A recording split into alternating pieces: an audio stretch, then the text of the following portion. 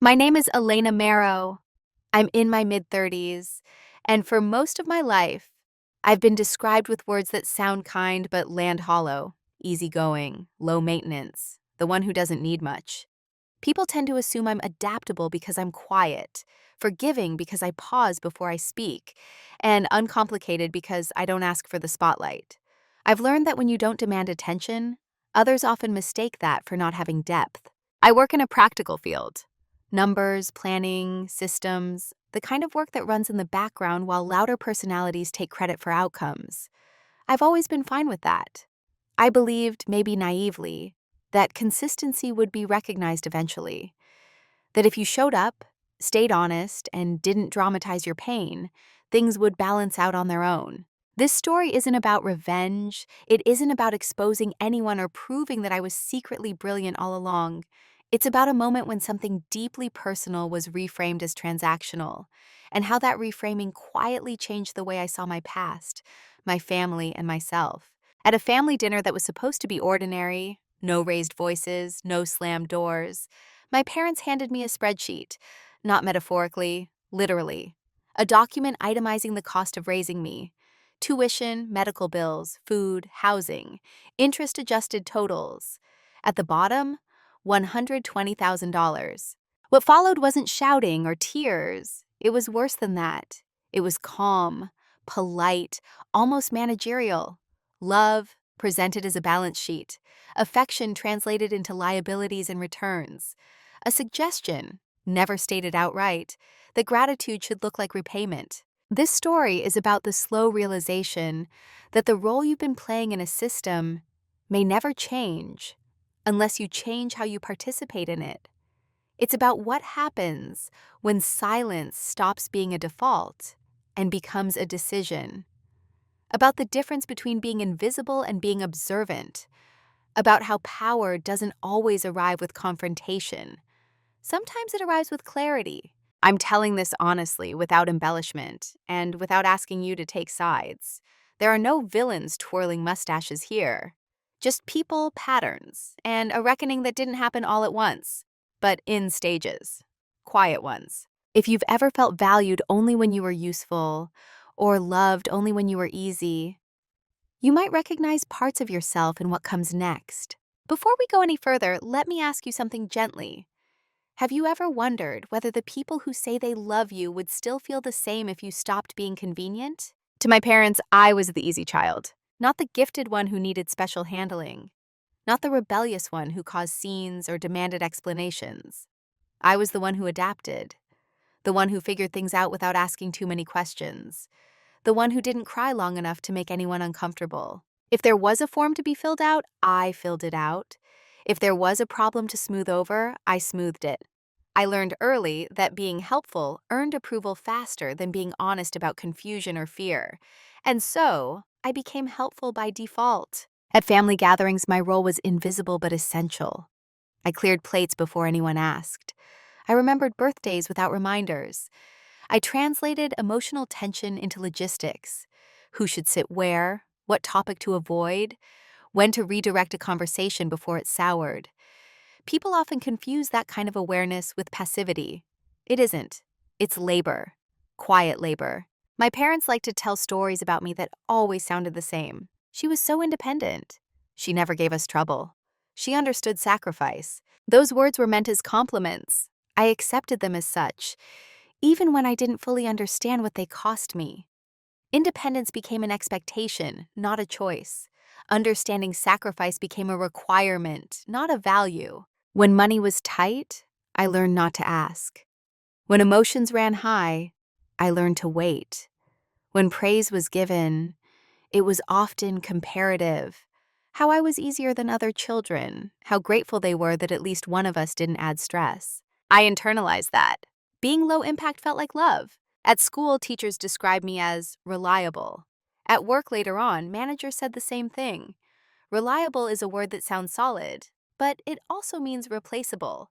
You don't worry about what won't surprise you. You don't look closely at what never complains. At home, reliability translated into an assumption. If something needed doing, I would do it. If something needed absorbing, I would absorb it. My parents didn't sit me down and assign me this role. It was more subtle than that.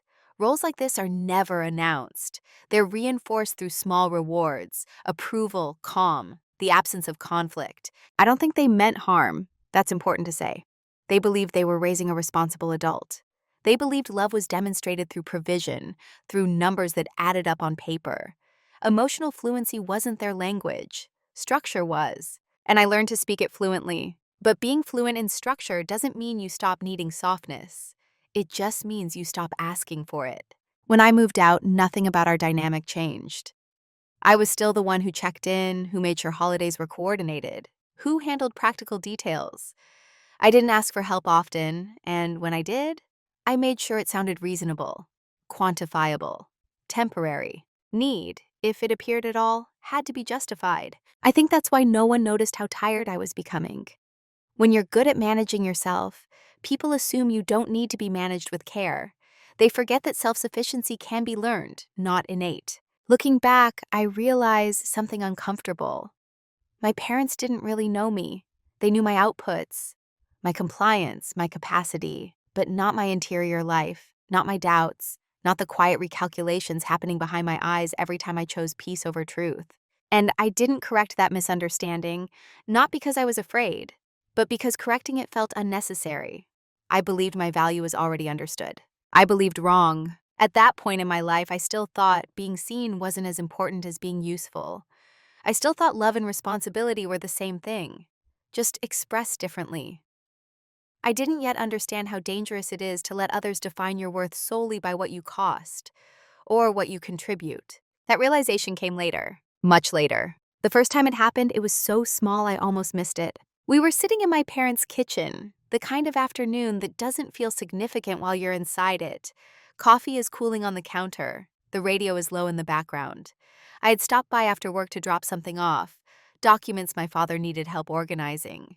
I remember thinking how ordinary it all felt. Familiar, safe. My mother was talking about expenses. Not complaining exactly, just listing them the way she always did, like inventory. Utilities, insurance, repairs. Money was her preferred language of stress. If she could name the numbers, she could manage the feeling. At one point, she laughed lightly and said, "You know, raising kids is the most expensive thing you'll ever do." It was said generally, to the room. I nodded, the way you do when a statement isn't really meant for discussion. Then she looked at me and added, "Well, you especially. College wasn't cheap." She smiled when she said it, not sharp, not angry, almost teasing. Something in my chest tightened just slightly. Not pain, more like pressure. A sensation I'd learned to ignore. I responded the way I always did. I smiled back. "I know, I'm grateful." That should have been the end of it. It was a single sentence, casually delivered, followed by a change of subject. No one else reacted. My father continued reading something on his phone. The radio hummed on, but I noticed what had shifted. The comment wasn't about shared memory or mutual effort. It was an accounting note, a reminder of cost, of investment. And it had been directed at me specifically, not the abstract idea of parenthood. I told myself I was being sensitive. Parents talk about money, parents talk about sacrifice. This was normal. This was harmless. Still, the moment stayed with me longer than it should have. Over the next few weeks, similar comments surfaced, always lightly, always framed as humor or fact. "Student loans are no joke. You were lucky we helped." "We put a lot into your education." "You know, not every child appreciates what they're given." None of these statements was false. That's what made them difficult to challenge. They floated in the space between gratitude and obligation, never quite landing on either. I noticed that the comments only appeared in certain contexts. When I mentioned work stress, when I talked about moving apartments, when I hesitated before agreeing to a family plan. It was as if my independence triggered a need to remind me of its origins. Again, I stayed quiet. Silence had always worked for me. Silence preserved harmony. Silence avoided escalation. And there was no clear accusation to respond to anyway. You can't argue with facts presented politely. What unsettled me wasn't what they were saying. It was what they were not saying. There was no curiosity about how I was doing, no interest in whether I felt supported. Just a subtle recalibration of our relationship from parent and child to investor and return. I didn't confront them because there was nothing to confront. Not yet. A single comment is nothing. A pattern requires time. So I watched. I paid attention to when the comments appeared, and when they didn't. I noticed how quickly the conversation moved on afterward, as if nothing had been introduced at all. I noticed how easily I accepted the emotional weight without acknowledgement. And I noticed something else too. No one ever reminded my siblings of their cost, only me. At the time, I told myself it was because I was the responsible one, the one who would understand, the one who wouldn't take offense. That was true, but it was also the beginning of something else. A small cut doesn't bleed much, it doesn't demand care, but it teaches the body where it's vulnerable. And once you know where someone is least likely to protest, that's where pressure goes. I didn't change my behavior then. I didn't pull away. I didn't grow colder or sharper.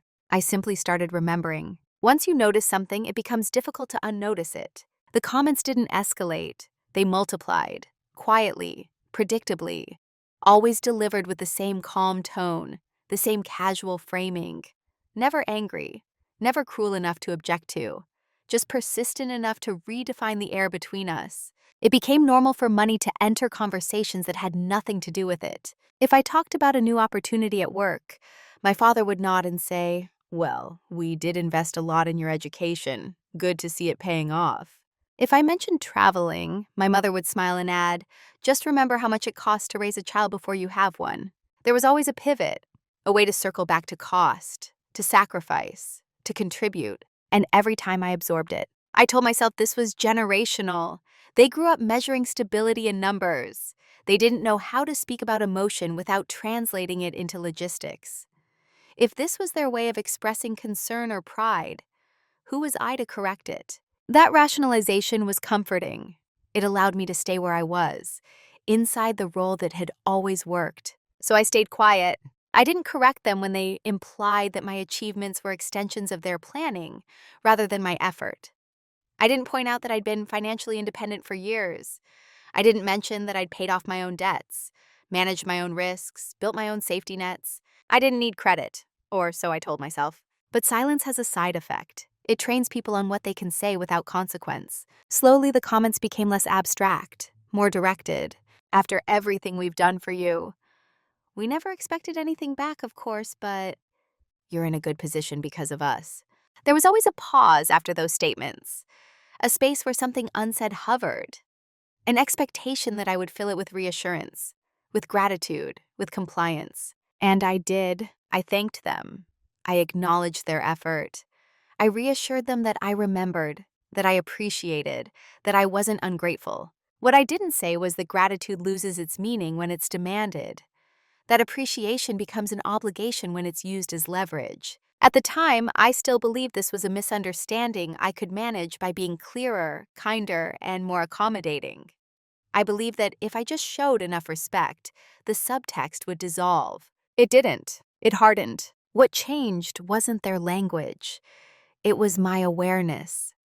I started hearing the same phrases echo in different contexts, at family dinners, on phone calls, even in messages that were supposed to be about something else. I began to notice how quickly they referenced the past whenever the present didn't align with their expectations. How was the contribution remembered only in one direction? Love was described as something they gave, not something we shared. And still I didn't push back, because pushing back would have required admitting something I wasn't ready to name yet. That what I was experiencing wasn't care, it was control, disguised as accounting. Control doesn't always come with rules. Sometimes it comes with reminders. Reminders of what you owe, of what you cost, of the effort someone else expended so you could exist comfortably now. And because those reminders were technically true, they were difficult to refuse. Facts don't feel like manipulation when you agree with them. I normalized it. I learned to preempt the comments by volunteering gratitude before it was requested. I learned to minimize my needs so they wouldn't feel unbalanced. I learned to frame my decisions in ways that aligned with their narrative of return on investment. All of this happened quietly, without resentment, without anger, or so I thought. In reality, something inside me was recalibrating. I was beginning to see the pattern not as isolated remarks, but as a system where my role was to justify the past by behaving predictably in the present. That realization didn't make me louder. It made me more careful. I started choosing my words more precisely. I stopped offering unnecessary information. I observed instead of explaining. If silence had once been instinctive, it was now intentional, and that was new. I didn't yet know what I would do with this awareness. I only knew that the dynamic we had was no longer invisible to me. And once a dynamic becomes visible, it can no longer operate unquestioned. I was still the reliable one, still calm, still compliant on the surface. But inside, I had stopped assuming this was normal. I had started to wonder what would happen if I no longer played along. Roles in families don't come with titles. No one hands you a card that says this is who you are now. They emerge through repetition, through what's rewarded and what's ignored, through which behaviors keep the peace and which ones disrupt it. Mine was clear by the time I allowed myself to see it. I wasn't the child who needed protecting. I wasn't the one whose feelings required careful handling. I was the stabilizer, the one who made the system work by absorbing its weight. Reliable, useful, invisible. When my parents talked about me to others, it was always in functional terms. I was doing well I was settled, I was fine. These were not lies, but they were incomplete truths. They reduced my interior life to a status update. And because I never corrected that reduction, it stuck. I realized how fixed my role was during a conversation that had nothing to do with conflict. My mother was discussing a disagreement she'd had with a relative. How draining it was. How emotionally complicated. Then she paused and said, almost with relief, "At least with you, I don't have to worry. You're so understanding." Understanding, again. It landed like confirmation. Understanding meant I wouldn't push back. It meant I wouldn't ask for emotional labor in return. It meant I would carry my own weight quietly so theirs felt lighter. I had been assigned the role of emotional shock absorber. Once I named it, I could see how consistently it shaped our interactions. If I expressed fatigue, it was reframed as a phase. If I expressed frustration, it was softened into perspective. If I expressed boundaries, they were treated as negotiable. And if I didn't express anything at all, that was ideal. The role depended on my silence, not because my parents were malicious, but because the system we'd built only worked if one person didn't need much. So they made sure I didn't. Looking back, I can see how my parents' values fed into this. They believed in responsibility, in return for effort, in the idea that good planning produces good outcomes. Emotion to them was secondary, something you managed after the important things were handled. And I fit perfectly into that worldview. I was the proof that their system worked, that investment yielded stability, that sacrifice produced gratitude, which meant questioning the role wasn't just personal. It threatened the narrative they relied on to feel justified. I didn't consciously realize this at the time. I just felt a growing sense of compression, like I was being flattened into something simpler than I was. I wasn't angry. That came later. At this stage, I was still trying to optimize, to adjust myself so the system would feel fair again. I asked fewer questions. I shared less. I stayed agreeable. But something had shifted internally. Instead of assuming that harmony meant health, I began to ask whether harmony was simply the absence of resistance. Whether my reliability had become a resource that others depended on without acknowledging it. The most unsettling part was recognizing my own participation in this. I had helped build the role by rewarding certain responses with calm and withholding others to avoid friction. I had learned which parts of myself were welcome and which were inconvenient, and I had complied. That realization didn't make me confront anyone. It made me pause. It made me stop filling every silence, stop smoothing every edge. I started letting small moments remain unresolved, not to provoke, but to observe. And what I observed confirmed what I'd begun to suspect. When I didn't immediately reassure, tension appeared. When I didn't volunteer gratitude, discomfort followed. When I didn't agree right away, explanations were offered, long ones, persuasive ones, designed to guide me back into alignment. They weren't angry with me. They were confused. Confused by the absence of the response they were accustomed to receiving. That confusion told me everything I needed to know about the role I'd been assigned. It wasn't based on who I was, it was based on how well I functioned within their expectations. For the first time, I considered a quiet, unsettling question. What would happen if I stopped performing this role altogether? The day something shifted didn't look dramatic from the outside. There was no argument, no raised voices, no moment where anyone stormed out of the room. If you had walked past our table that evening, you would have seen 3 adults eating dinner, speaking calmly, passing dishes back and forth. What changed happened entirely inside me. It was a family dinner planned weeks in advance. Nothing special, just a routine gathering.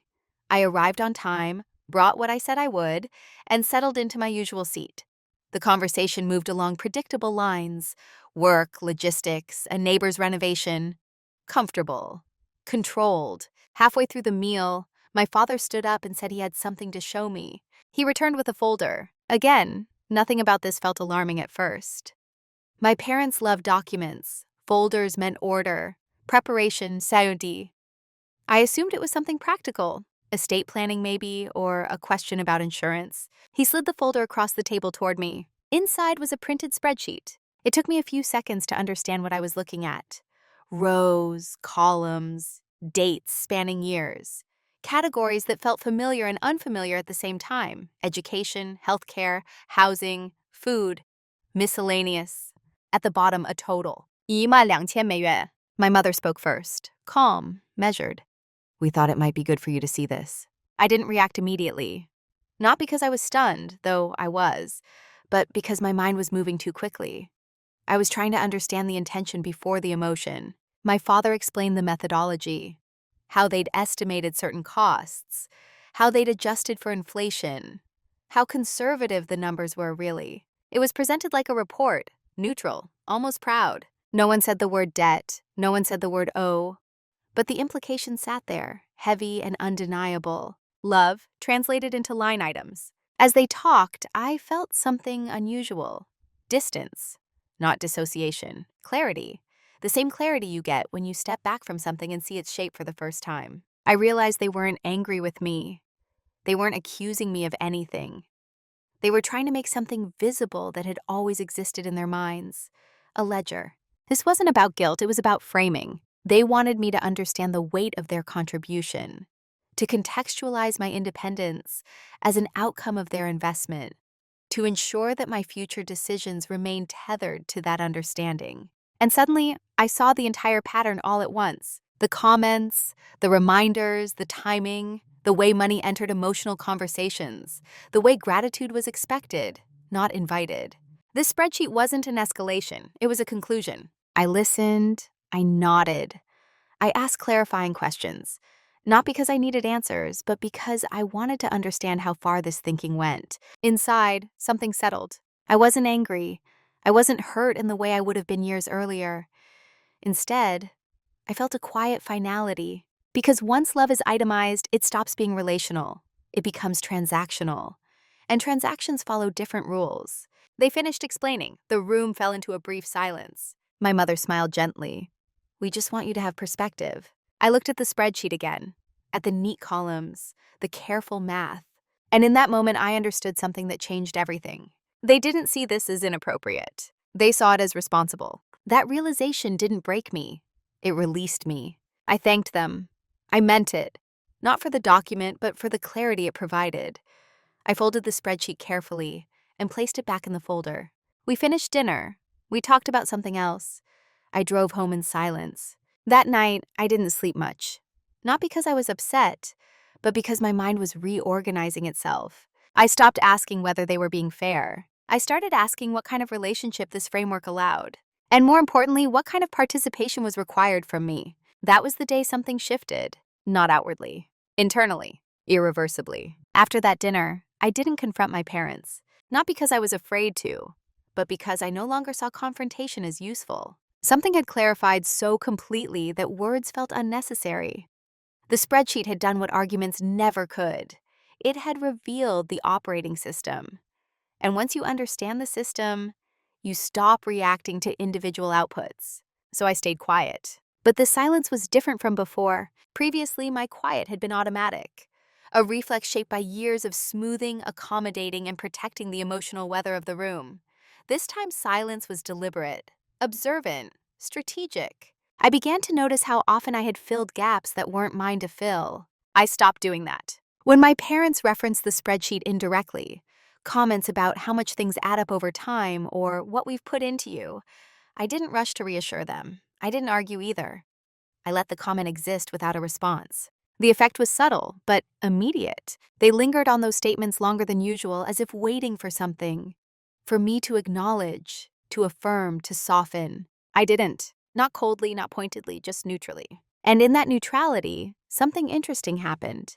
They grew slightly uneasy. It wasn't discomfort exactly, more like disorientation. The emotional rhythm they were used to had changed, and they didn't know why. Silence, when expected to perform, becomes noticeable. I also stopped volunteering information. I didn't update them on my finances, my plans, my long-term thinking. Not because I was hiding, but because I no longer felt obligated to provide raw material for interpretation. I shared less, but what I did share was factual and complete. No qualifiers, no emotional framing. They began asking more questions. Is everything okay? You seem busy. You're very reserved lately. I answered honestly, without elaboration. I'm fine. Work has been full. I've been thinking. All true, none exploitable. What they mistook for withdrawal was actually containment. At the same time, I began reviewing my own records, quietly, methodically. Not out of anger, but curiosity. If our relationship could be translated into numbers on their side, I wanted to understand the full equation. I looked at what I'd contributed over the years. Financially, practically, emotionally. The holidays I'd funded without mention. The logistical support I'd provided, the time, the labor. I didn't do this to tally up a counterclaim. I did it to ground myself in reality, because something else had shifted too. I stopped feeling small. Once love is framed as a transaction, emotion loses its leverage. You stop asking to be seen. You start evaluating terms. And I realized I had been overpaying in ways no one had accounted for. This wasn't a moment of empowerment in the dramatic sense. There was no surge of confidence or sense of triumph. It was calmer than that. I felt steady. I also noticed how quickly my parents interpreted my silence as weakness. They assumed I was processing, or feeling guilty, or unsure of myself. That assumption worked in my favor. When you're underestimated, you're given room. When people believe you're passive, they don't monitor your movement closely. So I moved carefully. I updated my documents. I organized my finances. I reviewed agreements and obligations that had never been formally named but always implicitly existed. I didn't announce any of this. There was no reason to. The silence created space. Space to think without interference. Space to act without explanation. And perhaps most importantly, space to detach emotionally without appearing distant. I was still polite, still present, still calm, but I had stopped offering access. Silence, I learned, doesn't always mean absence. Sometimes it means control. What they never noticed was how much I was already trained for this moment. They assumed my quiet meant softness, that my lack of reaction meant I didn't know what to do next. But my entire adult life had been preparation of a different kind, just not the kind they were watching for. I work with systems. I notice patterns. I document behavior not emotionally, but structurally. Over the years, I had learned to keep records because it made life easier. Because clarity prevents misunderstanding. Because having information reduces anxiety. They thought I was organized. They didn't realize I was observant. While they spoke in generalities, after everything we've done, how much it all adds up. I had dates, context, sequences. I remembered exactly when support had been offered and when it hadn't, when help was conditional, when it came with commentary, when it quietly stopped. I also noticed something else, something they never considered. The spreadsheet they handed me only measured one side of the exchange. It counted what they had spent. It didn't count what I had carried. Not the years of emotional regulation, not the role of mediator, not the moments I made myself smaller to keep things stable. Not the opportunities I delayed because independence had been framed as ingratitude. Those things don't show up in Excel, but they accumulate. So I began preparing, not to confront, but to reposition. I reviewed every informal expectation that had followed me into adulthood, the assumptions about holidays, about availability, about financial contribution, about emotional access. I asked myself a single question over and over: what is actually required of me? And what have I simply been providing out of habit? The answers were sobering. I realized how often I had acted without being asked, how often I had solved problems that weren't mine, how many invisible responsibilities had taken on because no one else noticed them, or because noticing them would have required effort. Preparation for me didn't look dramatic. It looked like spreadsheets of my own, clean ones, objective ones.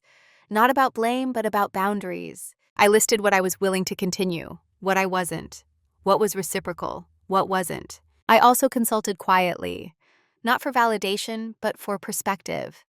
A financial advisor, a legal professional, neutral third parties who could tell me whether my understanding of responsibility was distorted by emotion.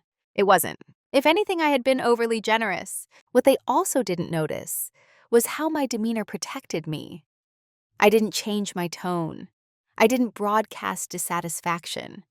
I didn't withdraw suddenly or dramatically, so there was nothing to respond to. People rarely intervene when there's no visible problem. That allowed me to prepare without interference. I adjusted my commitments, slowly.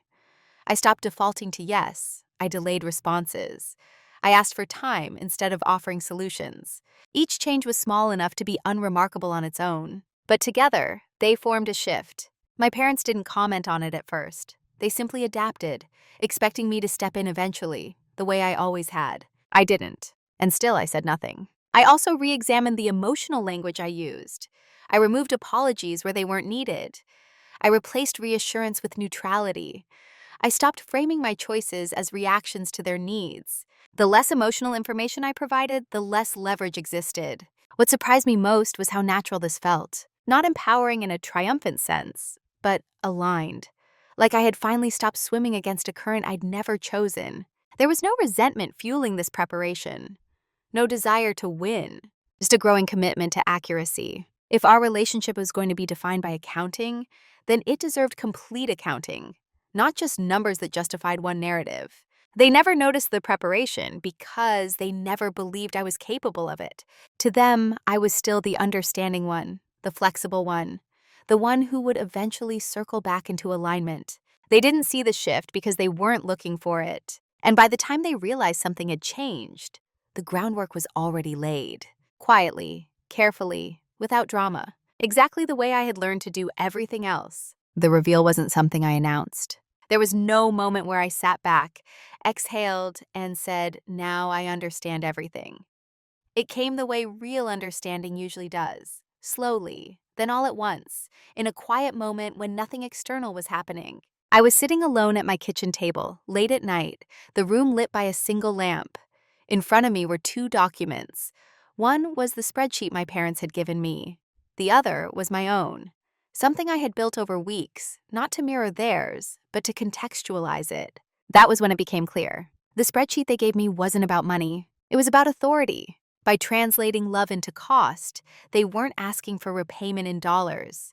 They were asserting a position, a hierarchy where their past sacrifices granted them ongoing influence over my present and future choices. Once I saw that, everything aligned. Why did the reminders surface when I asserted independence? Gratitude was expected, not optional.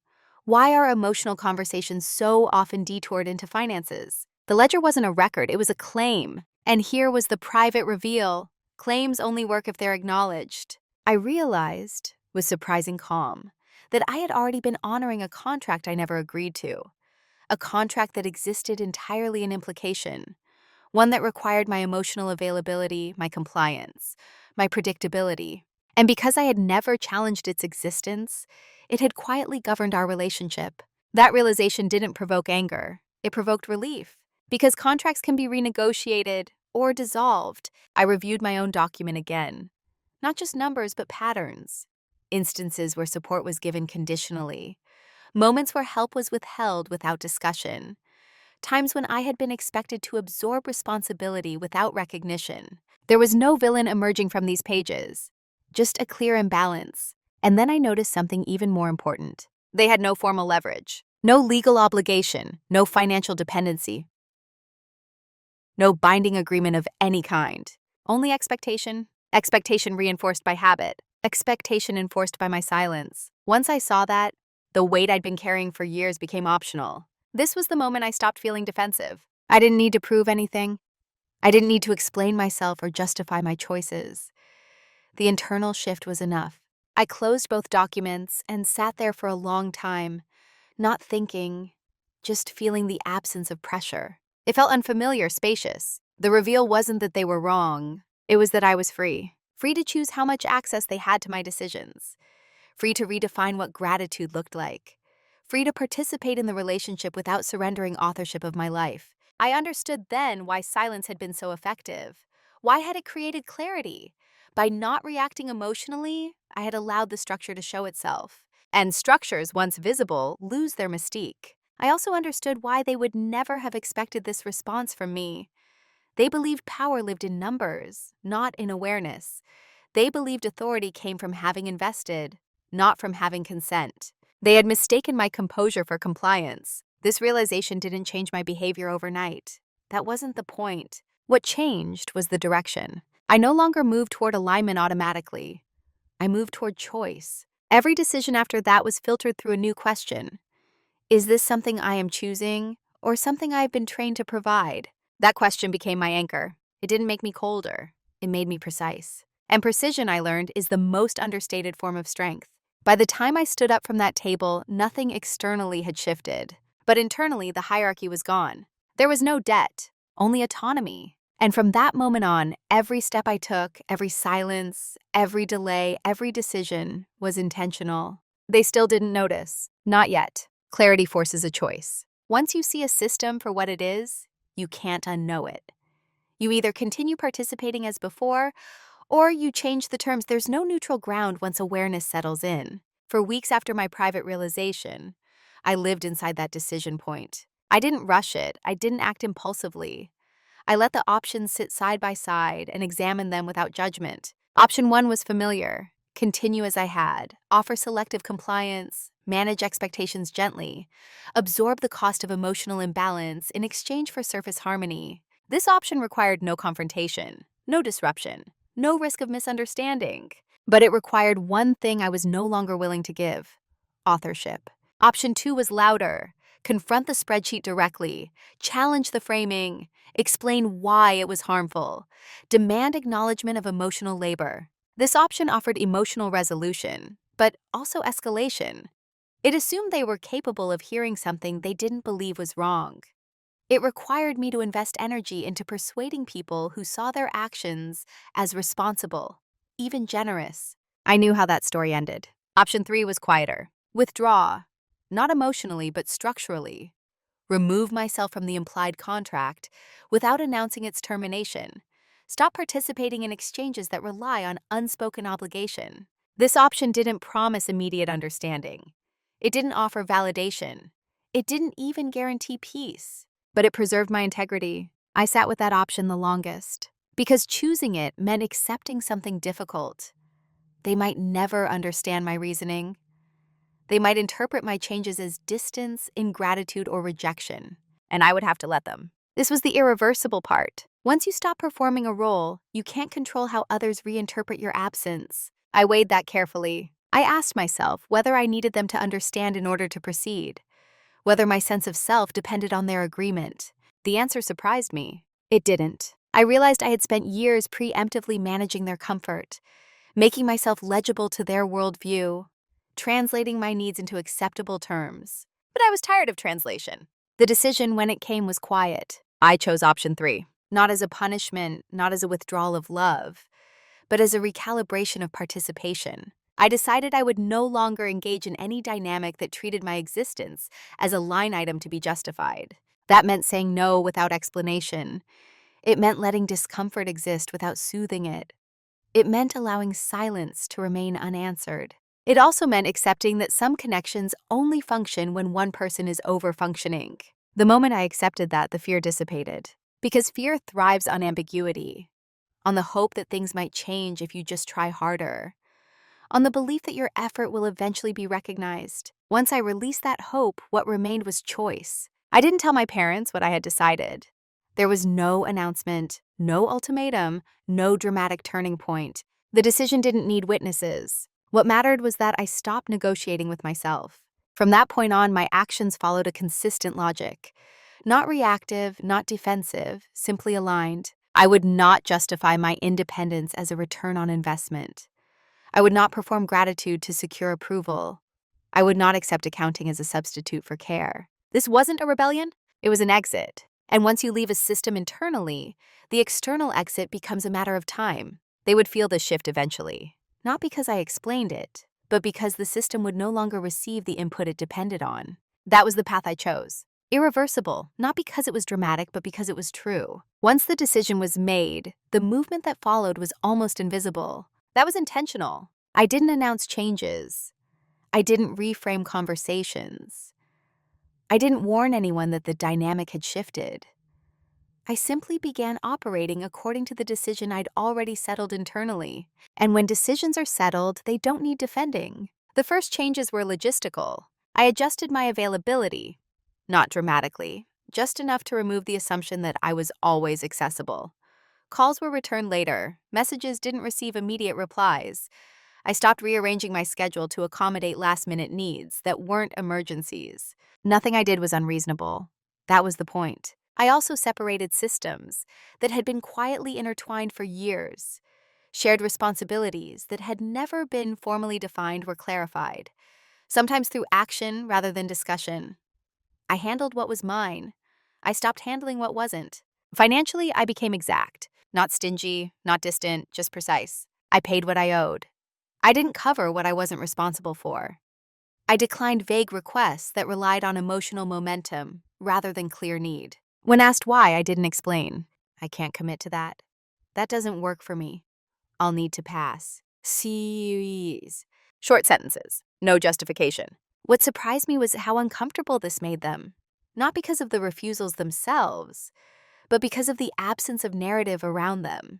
They were used to context, to explain, to emotional framing that reassured them I was still aligned. Now there was only one fact, and facts without cushioning feel like boundaries. I also took care of things quietly in the background. Documents updated, contingencies planned, decisions finalized without consultation. Not out of secrecy, but out of sovereignty. I had spent years inviting input where none was required.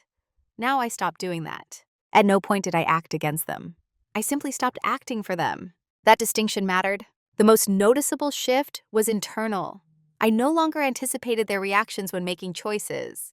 I no longer asked myself how a decision would land, or whether it would be interpreted correctly. I asked one question only: is this aligned with the life I'm responsible for? If the answer was yes, I proceeded. Moving in silence doesn't mean hiding. It means you're no longer negotiating every step with an audience. Predictably, they didn't notice at first. People rarely do when the change involves the removal of something they've taken for granted. They assume it will reappear, that it's temporary, the system will self-correct. They waited for me to step in. I didn't. And still I remained calm, present, polite. No visible conflict meant no visible problem, which gave me time. Time to solidify changes. Time to establish new rhythms. Time to become consistent in a way that didn't rely on explanation. Consistency is what makes boundaries real, not declarations. By the time they began to sense something was different, the new structure was already in place. Requests met with pauses, assumptions unmet, emotional cues unanswered.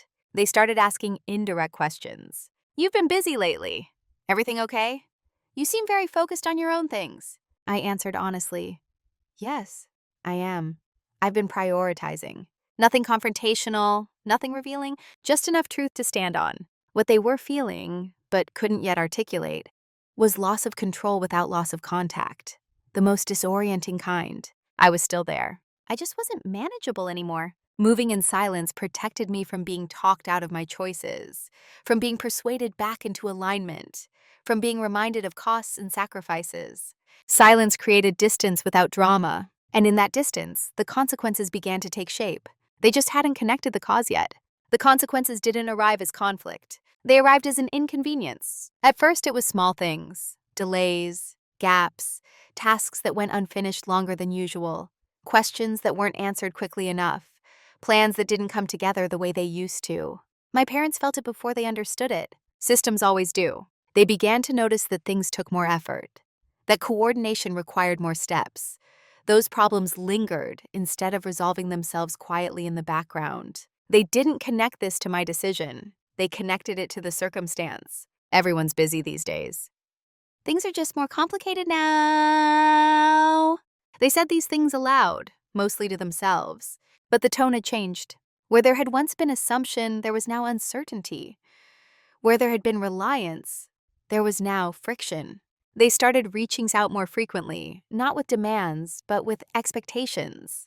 A subtle difference, messages that assume my involvement without asking for it outright. I responded when appropriate, not automatically. And when I didn't respond, I didn't apologize. That's when the discomfort sharpened. They weren't losing me. They were losing ease. And ease had been the real currency all along. I noticed how quickly that loss produced anxiety. How quickly they tried to restore the old rhythm by referencing the past. We've always done it this way. You've usually handled this. It's just easier when you're involved. Easier. Not fair, not mutual. Just easier. The more they tried to pull me back in, the more apparent the imbalance became. Requests grew less defined, more emotionally framed. The language of obligation resurfaced, softly, tentatively. We don't ask for much. After everything we've done, they trailed off more often now. Because something else had changed. Those phrases no longer landed. I didn't react to them. I didn't reassure. I didn't counter. I simply continued behaving consistently. Consistency is unsettling to people who rely on flexibility they don't acknowledge. As the weeks went on, the consequences compounded. Not dramatically, but cumulatively. Decisions were delayed because no one took ownership. Emotional tensions went unmediated. Logistics required effort instead of assumption. They felt the absence of the role I had played without realizing it had been a role at all. At one point, my mother said, almost wistfully, "You used to be so good at handling things." I didn't respond immediately. Not because I was hurt, but because the statement revealed something important. She wasn't asking how I was. She was mourning a function. I answered calmly, "I still am," which was true, just not in the way she meant. The discomfort intensified when they realized the changes weren't temporary, that I wasn't overwhelmed or distracted, that this wasn't a phase. Something fundamental had shifted. They began testing boundaries indirectly.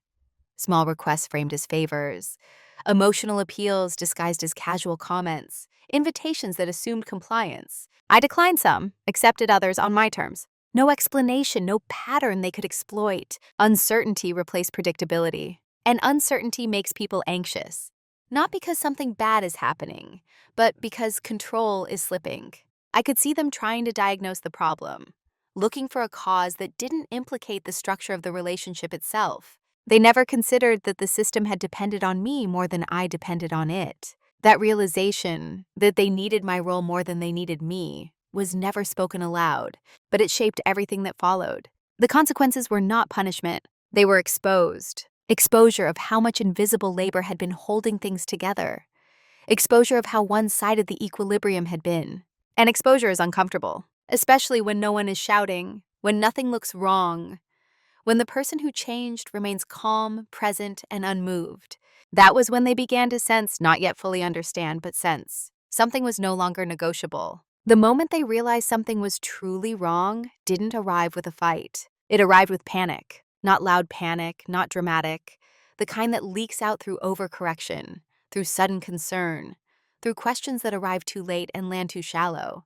They started checking in more often, but not more deeply. Are you upset with us? Did we do something? You know we only want what's best for you. The tone had shifted from assumption to uncertainty, from confidence to damage control. What they didn't understand was that this wasn't a rupture they could smooth over with reassurance. It wasn't a misunderstanding waiting for clarification. It was structural. They had mistaken my silence for tolerance for so long that they didn't recognize the difference between disengagement and distress. So when they finally tried to fix it, they reached for the tools they'd always used. Explanations, justifications, minimization. They reframed the spreadsheet as a concern, as transparency, as something they thought I'd appreciate. We just wanted you to understand how much we've supported you. It wasn't meant to be taken that way. We didn't think it would affect you so deeply. I listened. And in their words, I heard the same pattern repeated. Intent over impact, structure over emotion, accounting over attunement. They were explaining themselves. They weren't asking me anything. That's how I knew it was too late. Repair requires curiosity. It requires a willingness to see your actions through someone else's lens. What they were offering was reassurance that they hadn't meant harm. That may have been true, but meaning no harm is not the same as taking responsibility. They also tried something else, something more subtle. They became generous. Offers appeared. Help I hadn't requested. Gestures meant to restore balance. as if they sensed a withdrawal and tried to compensate for it with output. But generosity offered without reflection doesn't heal imbalance. It reinforces it, because it still positions them as givers and me as receiver, resetting the same hierarchy the spreadsheet had made explicit. I declined gently. That confused them more than refusal ever could. My mother said, almost pleading, "You don't have to push us away." I looked at her and realized something quietly devastating. They believed closeness depended on my compliance, that without my participation in the old system, the relationship itself was at risk. I didn't correct her, not because I agreed, but because correcting her would have required reopening something I had already closed. They had begun this process unknowingly. By the time they wanted to undo it, the terms had changed. They also began referencing the past differently. Where before it had been used as leverage, now it was framed as nostalgia. "We used to be so close. You used to tell us everything. Remember how much we used to rely on each other?" Used to. They were grieving the loss of access, not the loss of connection. And that distinction mattered. I remained calm, consistent, present in a limited, deliberate way. I didn't punish them. I didn't withdraw affection. I simply didn't resume the role. That was the part they couldn't fix. You can apologize for words. You can reframe intentions. You can offer gestures. But you can't undo awareness. Once someone sees the structure clearly, returning to unconscious participation is impossible. They sense this. That's where the panic came from. Because panic often follows the realization that the usual tools don't work anymore. They wanted to rewind to before the spreadsheet, before the silence, before the shift. But there is no before once the ledger has been opened. Love can survive many things, but it cannot survive being reduced to a balance sheet without changing form. And they had already changed it. By the time they were ready to listen, I no longer needed to be heard. The dynamic they were trying to save had already ended, not in anger, in clarity. The confrontation, when it finally happened, was quiet. No raised voices, no accusations, no rehearsed speeches. It unfolded the way things do when all the emotion has already been processed elsewhere. We were sitting together, the three of us, in the same room where the spreadsheet had first been handed to me. The setting felt intentional, though no one said that aloud. My father spoke first. He said they felt distance, that they didn't understand where it had come from, that they wanted to clear the air. I listened. When it was my turn, I didn't reference the weeks of silence or the subtle shifts. I didn't list grievances. I didn't explain my internal journey. I addressed one thing only, the framework. I told them, calmly, that presenting my upbringing as a cost had changed how I understood our relationship, that it reframed care as something measurable and therefore claimable. I didn't accuse them of bad intent. I didn't say they had hurt me. I said it had clarified things. That distinction mattered. I explained that once love is translated into accounting, participation becomes conditional, even if no one says so out loud. That I could no longer engage in a dynamic where my independence needed justification, or my gratitude needed performance. I spoke slowly, without emotion, without persuasion. They responded the way I expected. They explained again that they hadn't meant it that way, that it was about transparency, that they were proud of me, that they didn't expect anything in return. I nodded, and then I said the only thing that needed to be said. Intent doesn't change structure. The room went quiet. I continued gently, that regardless of what they meant, the effect had been to position them as investors and me as an outcome. I wasn't willing to participate in that framing anymore. I told them what would change, not as a threat, not as a demand, as information, that I would make my decisions independently, that I wouldn't justify them through reference to the past, that I would contribute where I chose, not where it was assumed. I didn't ask for agreement. I didn't need it. My mother asked if this meant I was angry. I said no. She asked if this meant I was pulling away. I said I was redefining proximity. That answer unsettled them more than anger would have, because anger suggests repair. Redefinition suggests permanence. They asked if there was anything they could do to make things go back to normal. I answered honestly, no, not because I wanted distance, but because normal had depended on my silence, and I wasn't going back to that. The conversation ended without resolution in the traditional sense. There was no apology that changed anything, no agreement that restored ease, but there was clarity. They understood finally that something fundamental had shifted, and that it wasn't negotiable. I left feeling lighter, not victorious, not relieved, aligned. Confrontation doesn't have to be explosive to be final. Sometimes it's simply the moment where you stop participating in someone else's interpretation of your life I didn't raise my voice. I didn't need to. The structure spoke for itself. Who I am now isn't a reaction to what happened. It's a result of what became clear. For a long time, I thought growth would feel like expansion. More confidence, more certainty, more visible strength. Instead, it feels like subtraction. The removal of roles I never agreed to play. The quiet shedding of expectations that were never mine to carry. I didn't become colder after that conversation. I became clearer in my boundaries. I still show up. I still care. But I no longer translate care into compliance. I no longer measure closeness by how much I absorb or how little I ask for in return. The relationship with my parents exists now on new terms. Calmer in some ways. More distant in others. Less efficient, but more honest. They no longer assume access to my decisions. They ask. Sometimes awkwardly, sometimes tentatively, sometimes not at all. And I answer when I want to. What surprised me most was how much energy returned to me once I stopped overfunctioning. The mental space that opened when I stopped preemptively managing their expectations. The steadiness that came from knowing I wasn't silently negotiating every choice. I didn't replace one identity with another. I didn't reinvent myself. I returned to myself. The version of me that doesn't need to be exceptional to be worthy.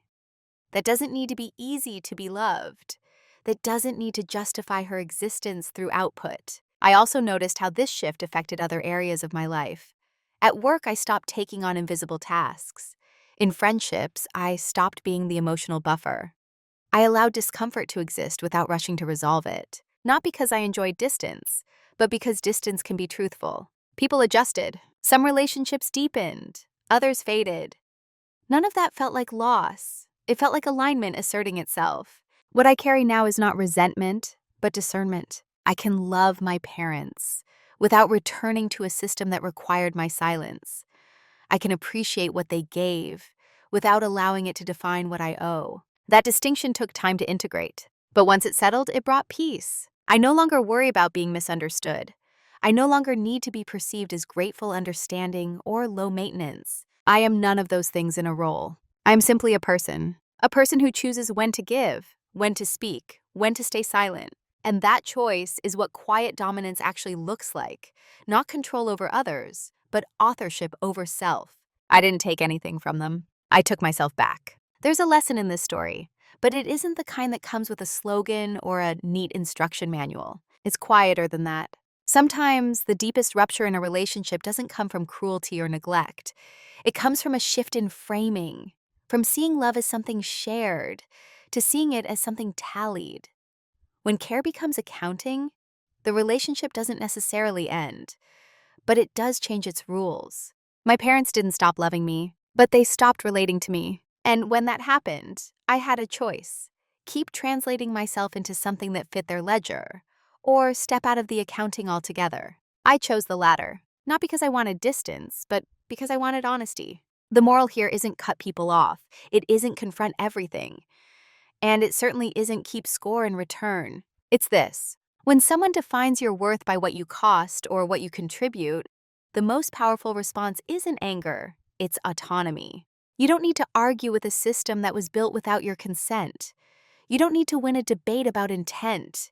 You don't need to prove that your emotional labor has value. You just need to stop participating in a structure that requires you to shrink. Quiet dominance doesn't announce itself. It doesn't humiliate or punish. It simply withdraws the energy that made an unfair system feel sustainable. And when that energy is gone, the system reveals itself. What stayed with me most from this experience wasn't the spreadsheet. It was the realization that I had been loved in a way that required my silence, and that I had accepted that because it felt familiar. Walking away from that didn't make me less grateful. It made me more whole. If you're listening to this and something in you feels tight, not angry, not hurt, just alert, I want you to know that clarity doesn't always arrive with confrontation. Sometimes it arrives as permission. Permission to stop explaining.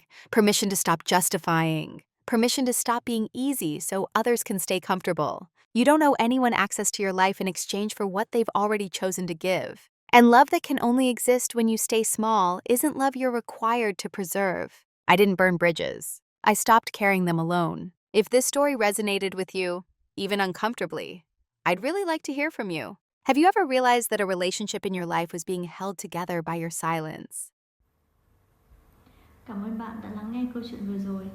Đừng quên like, share và bấm chuông để không bỏ lỡ câu chuyện mới nhất. Hẹn gặp lại.